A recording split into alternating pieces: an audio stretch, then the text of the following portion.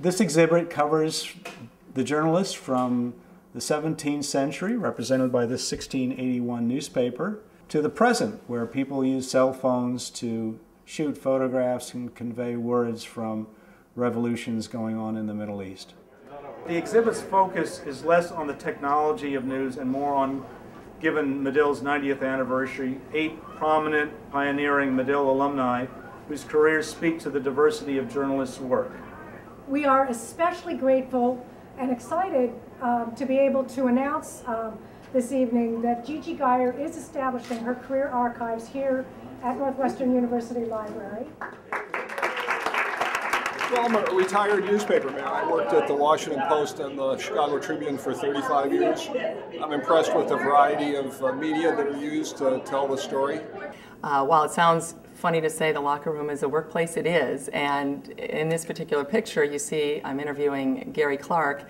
I'm the only woman in the room, and this was the way it pretty much was for me through the 3 years I covered the Redskins for the Post. And I'm very proud that I was able to do what I did. Women before me opened the door, and I hope that I opened the door maybe for a few women coming after me as well. This is Seoul, South Korea in 1988. At the opening ceremonies, the track that within a week Ben Johnson would be running on, and we'd be off and running on the issue of performance-enhancing drugs with his suspension and losing the gold medal. I can't concentrate on Ben Johnson when I have hair and look like this.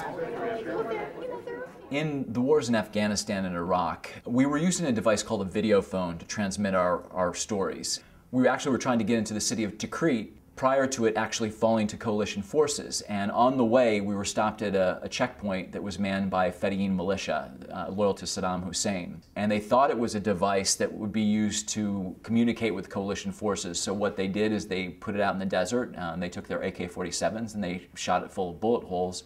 Another item in the exhibit I really like is this Brenda Starr doll, who represents the 1940 comic strip that inspired so many women to go into journalism, including those in the generation of Georgie Geyer, who graduated from Medill in 1956. So this is a stack of books that were all written by alums who are represented in the exhibit. And I think what it illustrates very dramatically is the intellectual contribution that Medill alums have made to journalism. For an economics correspondent, I got around. There's an interview with Arthur Rubinstein, possibly the premier concert pianist of the 20th century. I interviewed him at his home in Paris on his 90th birthday, and he gave me my own private recital.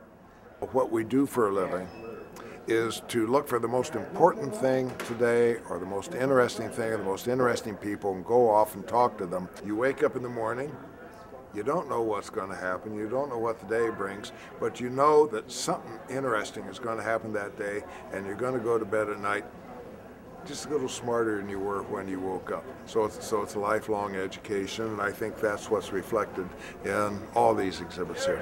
You see over here, Dick Tracy is there. Yeah. No, but look at this. This is what